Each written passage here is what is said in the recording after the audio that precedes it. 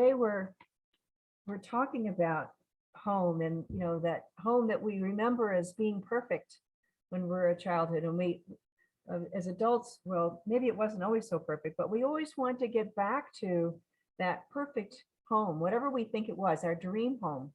And so that's my topic today. Welcome to your dream home. And so what does your dream home look like? You know, in the snow globe, it was that perfect home we remember from our childhood, with the snow falling and the wreath on the door, all of those things that bring back those memories, warmth, even though it's cold, that we associate those things together. But maybe your dream home is a cute country cottage that has ivy and flowering vines growing everywhere. Or maybe it's a villa somewhere in Greece or in the south of France that you'd like to go, right? Or maybe it's a penthouse on Fifth Avenue in New York City. My first father-in-law was very proud that he had been the building superintendent at an apartment building on Fifth Avenue where Erica John lived. She wrote the 1973 novel Fear of Flying, so she was quite the madam to be in the building. When I was a preteen, I had dreams of becoming an architect. And so I had this dream home that I had designed. It was 4 stories tall and it was round. Now, the best thing about that home, though, was that although it had an elevator, the easiest way to get around the house was to start at the top with your roller skates and just spiral down to the bottom, right? It sounds like a preteen house, don't you think? And so, and then Michael and I, when we lived down in Anaheim, we tried to buy a house that looked like it belonged in the mountains, but we waited until we actually arrived here in Tahoe to buy a real mountain home. Now, all these houses can be great places to live. But I suggest that the ideal dream home is a place that is located within our heart, right? This past month, we've been talking about the hero's journey. And, on the hero ventures out from the home. They encounter dangers and misfortunes, and then they learn to courageously confront our fears and all of the difficulties that we encounter. But we survive them because we face them. This process transforms the hero and prepares them to discover their true self and return home. Right? As we mature into adults, it's normal to leave our childhood home, right? And we may be seeking a person, place, thing, or belief that to fulfill our longed for ideal dream home, whatever that is. The dream home is a place where we will always feel safe, unconditionally loved, and accepted. Right? So this transformation process revealed the presence of our inner guide, our spiritual self, who helped us discern the difference between society's expectations for us, our ego's demands and illusions, and our true self. David Rico says that love is our true identity beyond ego. And so the final leg of the hero's journey is that return home. And the person who returns home from their journey is very different than the one who left. It's the hero that summoned the courage to set out on the journey in the first place. And it required transcending a lot of those false limitations that held them back, held them in fear of even venturing out. And so then the hero's journey is our journey back to our true self. And our true self is that we are spiritual beings having a physical human experience. We are one with the power and presence that lies within us and all around us. That is our true self, right? The journey isn't about becoming someone else. It's about being the best possible version of ourselves, who we can be psychologically and spiritually mature adults. David Rico, in his book, How to Be an Adult, on a handbook on, see if you can see that. There we go. Okay. There we go. And a handbook on psychological and spiritual integration. It's a really well written and succinct summary of all of the powerful psychological process of integrating our self concepts and our thoughts, right? So it includes a lot of the things that Reverend Angelica Schaefer talked about last week, the process of inner child work, integrating our shadow, dream interpretation. Reverend Angelica gave a wonderful and insightful talk last week on her journey of self-integration. And if you weren't able to attend, I recommend that you listen to the recording of her talk on our website. But mature adults are those that are willing to face their fears. They're not victims. They're willing to assume responsibility for their own thoughts, their feelings, and their actions, right? Good or bad, they take responsibility for them. We also, as mature adults, release what no longer serves us, whether it's attachment to possessions, opinions, habits, things that we do that are not in integrity with who we are. We also know that we are part of a greater whole, part of the one life that is God. We are whole. That is who we are. And if it looks like we're something else, we just need to peel back the layers. It's like opening up that Christmas gift and seeing what's really inside, right? And also, when you live at this level, you know peace of mind, unconditional love, and joy. Right? That is the norm for someone who is a mature adult. Now, in his book, Rico points out that there are two main barriers to being an adult, either being too needy or too much caretaking of others and not taking care of ourselves.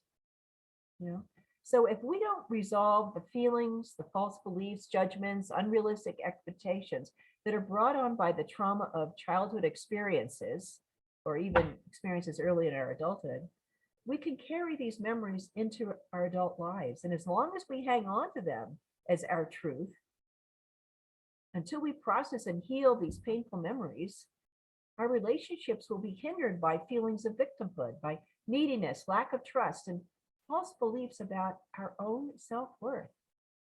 We are a child of God. We are part of God. It doesn't get any greater than that. We are beloved just as we are.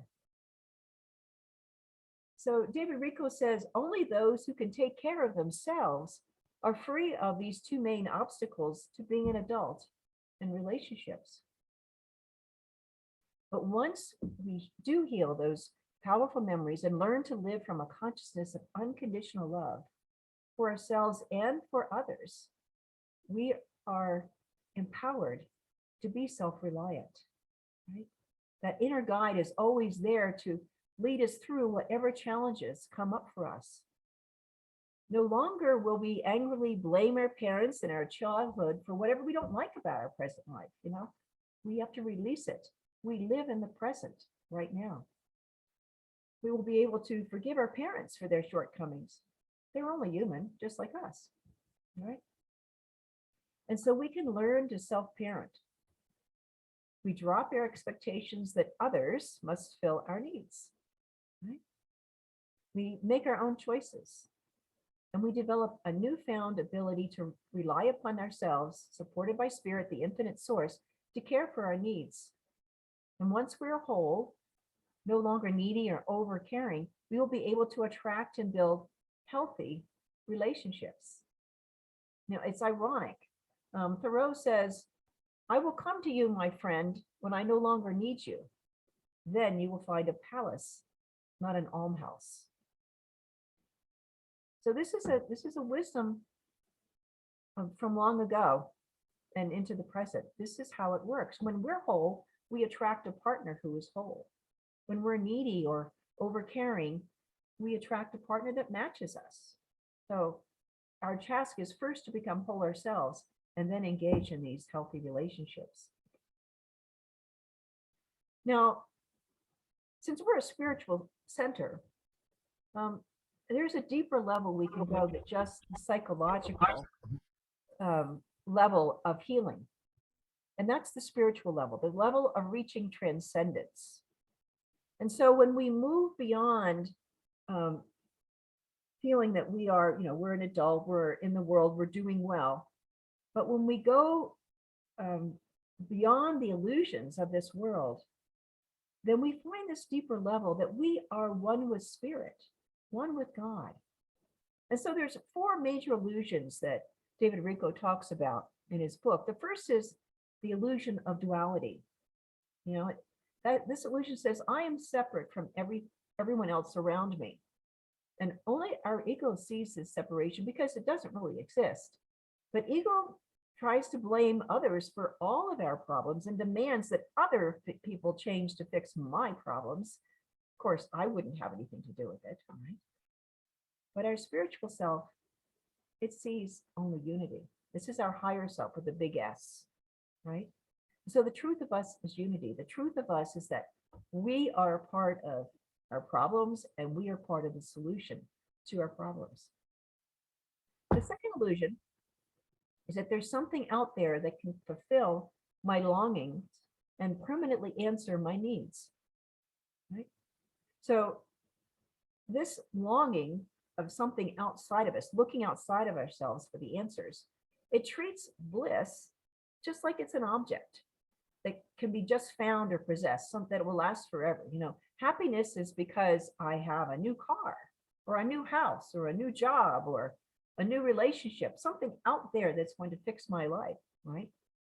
But then we're disappointed by people who fail to deliver. And the car gets old or gets in an accident, you know? We risk letting go of this illusion that bliss can be found outside of ourselves. And instead, the spiritual self tells us that bliss already exists inside of us. It always has, and it always will. Now, the third illusion to confront is the illusion that we are in control. Now, when we're in control, it's because we have a fear that changes might happen, right? Things won't happen exactly the way we want them. And so there's these overwhelming feelings that I might not survive if these things change, if I can't control everything exactly the way that I need them to be, right? And so, but eventually something happens and finally we have no other option, you know, and if you're really strong and determined like me, it's really a doozy. And we get to that point when we have to just surrender and let go of control.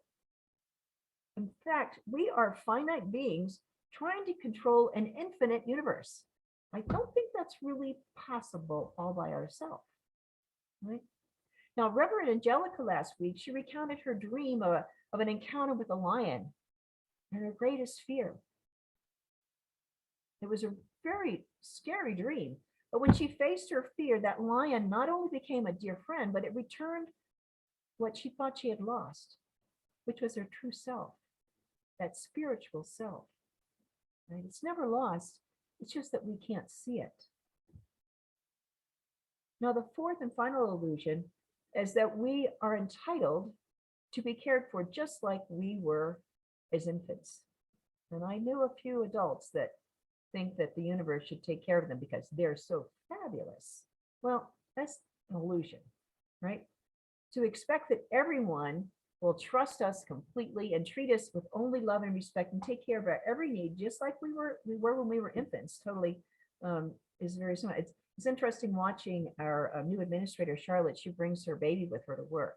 And so she's taking care of every need of that baby and doing our work too. But it's that total neediness of the baby that I'm really reminded of. So as we are healed from this illusion, we see life's challenges as events that are designed to be learning experiences to help us build up our strengths. It's not done to punish us, although it does show us that it does outpicture what's going on in our minds. It's a mirror. Our life is a mirror back to us.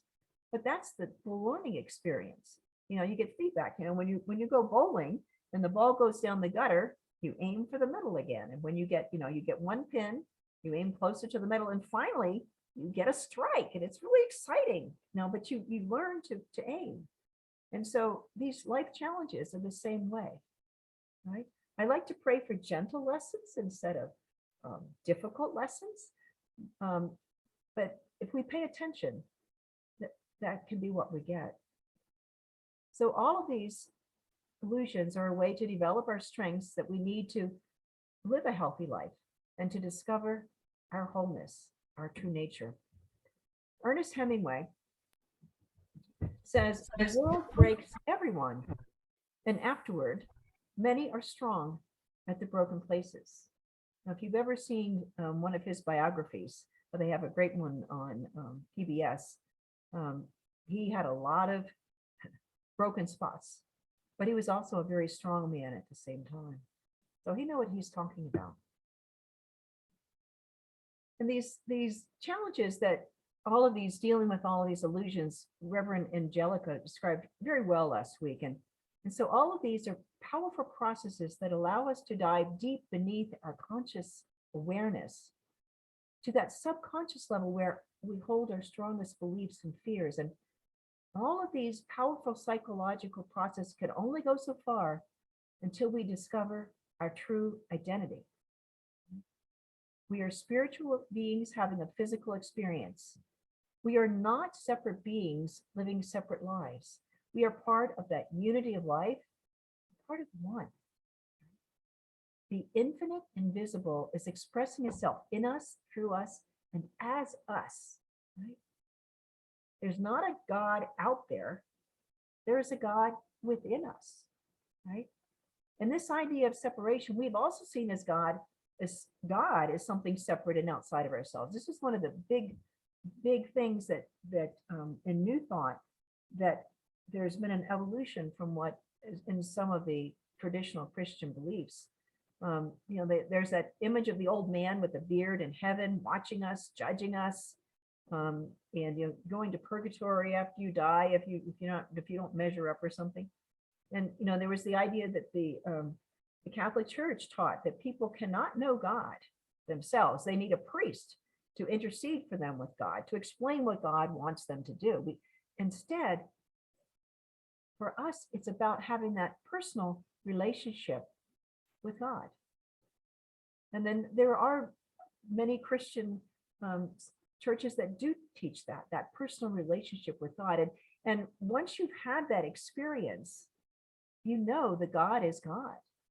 There's no doubt. We know that we are one with God, that we are the beloved part of it.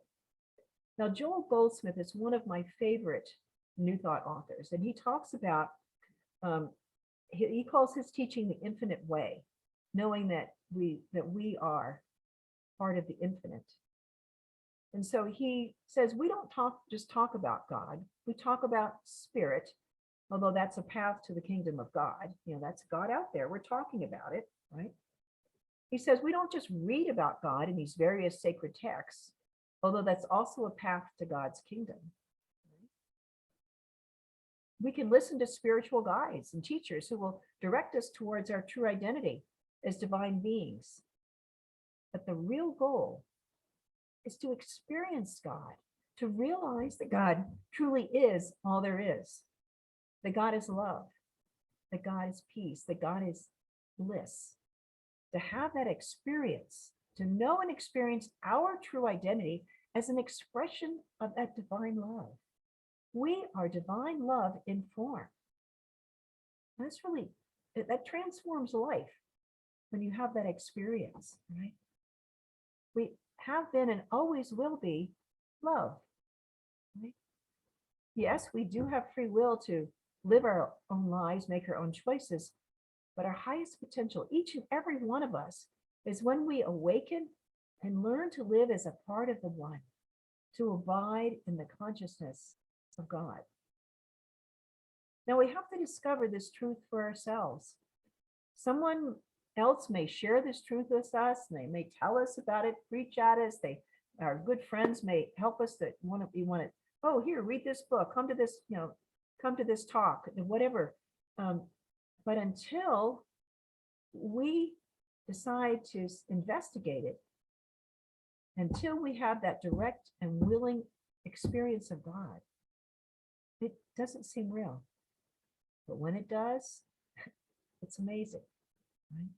That conscious awareness of the power and the presence of God is unfolding and revealing itself in our daily lives. And so when you have this assuredness of who we are, then when we look at one of these challenges that come up, it's like looking at a coin and you see one side of the coin and you know that on the other side of the coin is the answer. One doesn't come without the other, right? And so, and a quote from the reading this morning by Joel Gold from The Master Speaks. He said, "Know thyself," the Greeks said. "Find within your own being the realization of God as your being, as your substance, as your life, mind, and body. And then you will find that the whole world is free." As men awaken to that, they come into the same freedom from mortal, material, human limitation, from the sense of finiteness. And all of this comes not through the intellect, not through intellectually hearing this, but through and only through the spiritual discernment of it. In the Bible, in Philippians 2:5, it says, "Let this mind be in your mind, which was also in Christ Jesus." And Ernest Holmes also writes on this same topic.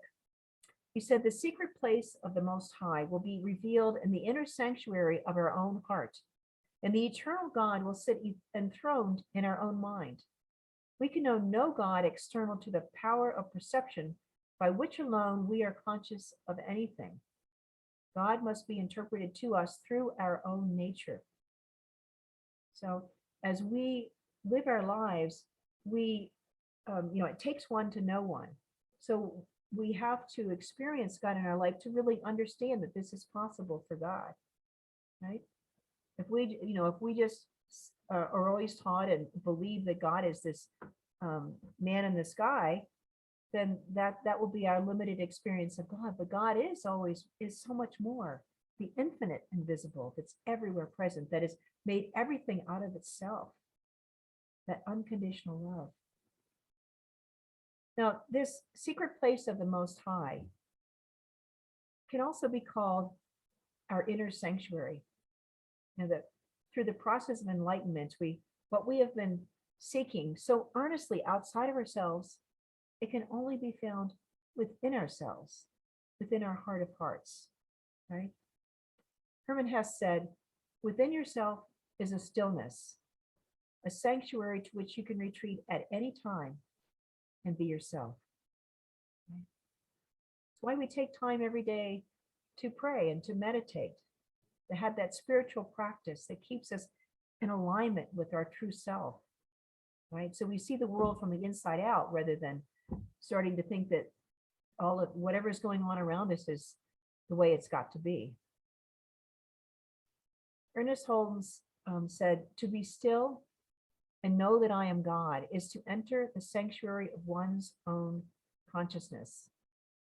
There's a story about how Ernest Holmes and there was a minister that was training to be a minister, and he was getting personal training from Ernest Holmes. And they went and sat in the founder's church where it was undergoing construction. So there was all this hammering and sawing and drills and all this noise going on. But they went in the sanctuary and started meditating. And the minister in training, was looking around. I was like, how can I meditate with all this noise going on? And Ernest Holmes was just calmly there. And he asked, how can you meditate with all that noise? And he said, well, I'm just going to that place within where God is. And I just let all of that be. So the next day when they went back, same noise going on, but the minister in training tried again. And so he surrendered all of that noise and he just focused on that spiritual truth, his true self within. And pretty soon, all of that noise became just part of the background. And the real communication, the real presence of God was very real for him. He knew that God was there with them and as them, and that they were together in that sacred space of the sanctuary. right? It's a very powerful place if you ever get a chance to go to the Founders Church in Los Angeles. Now, pulling all of this together, our dream home, our true dream home, can be captured in this bumper sticker. And if you lived within your heart, you'd be home now. Right? And so this is our true home. In this transformed consciousness, we can firmly establish ourselves in our inner home, a home grounded in and fully supported by spirit. We are free to experience living in our dream home, the home we always wanted, a place where we can safely be our true, authentic self, the self that we've always been. Our hero's journey leads us away from home, out through life's trials and tribulations, and then back home again. Only we have been transformed by that process. We have surrendered our human frailties and limitations, and that hero returns home with insight, wisdom, and power gleaned from that journey that is meant to be shared with our fellow human beings and with all of life. A life lived in the power and presence of the divine.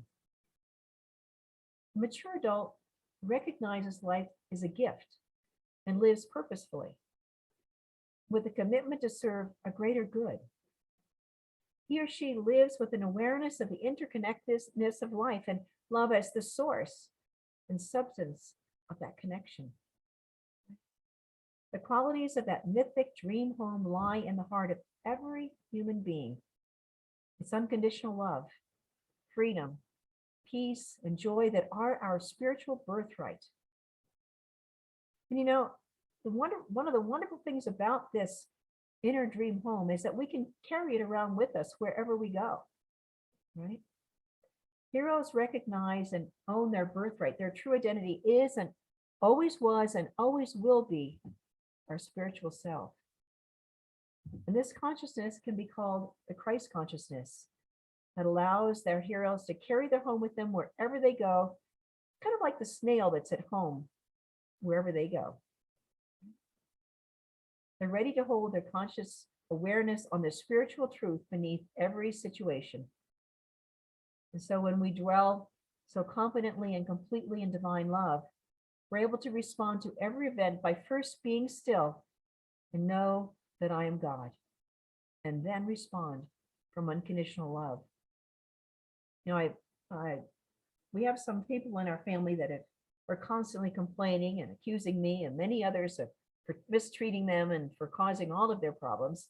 I don't know if you have anyone like that, but I've been trying to use this approach with them. And rather than defending myself from these attacks, I have shifted to physically withdrawing. I don't need to listen to all of that. And silently responding with compassion by recognizing the physical and emotional pain that they must be feeling to act that way. Right? When things have cooled down, I've chosen to send messages of love and comfort and share a special positive memory that we both enjoyed together. Their focus amazingly shifted from their pain to what brings them joy.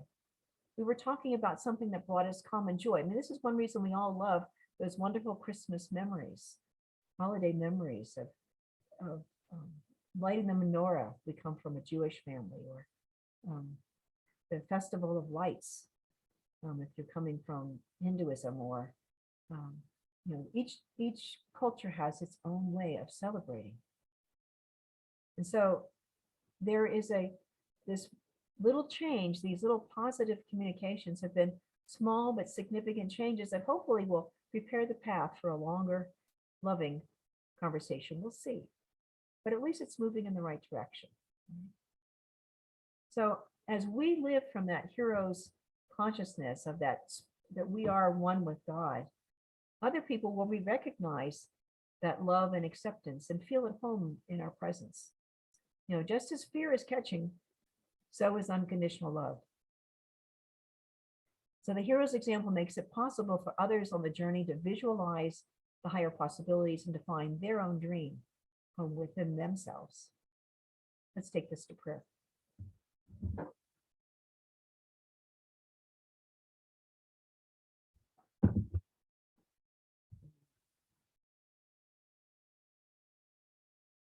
So as we breathe in and out, we know that there is one life. And as the snow is falling or the rain around us, it is replenishing the earth. It is part of that cycle of life. It is part of that infinite invisible that is expressing itself in so many wondrous ways this day, this very moment. And I know that I am a part of this infinite invisible. I know that what I have seen as limitations that have kept me from expanding are only in my own mind. And so I let them go. I release them. I surrender. I surrender to my good as I surrender all that no longer serves me. And as I do, it is like I have opened up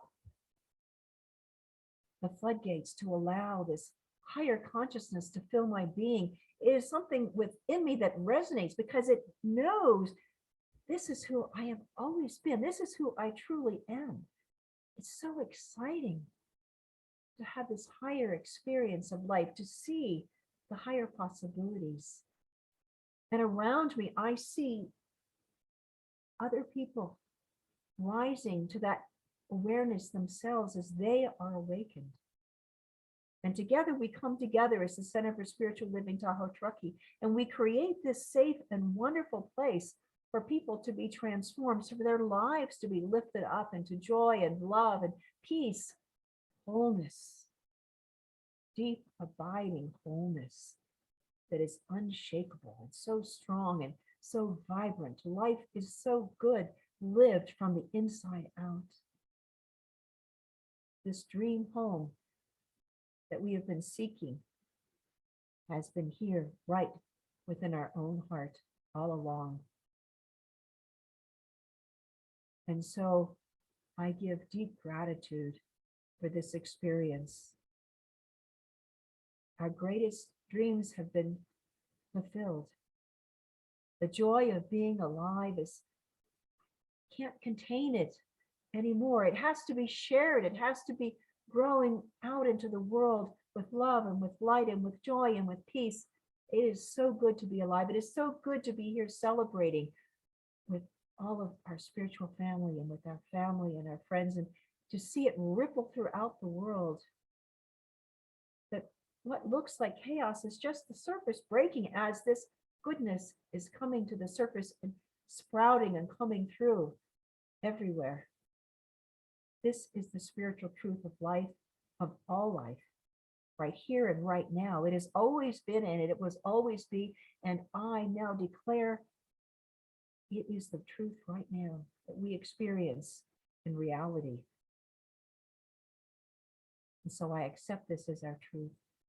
I accept it with joy and with thanksgiving and deep gratitude in this wonderful holiday season.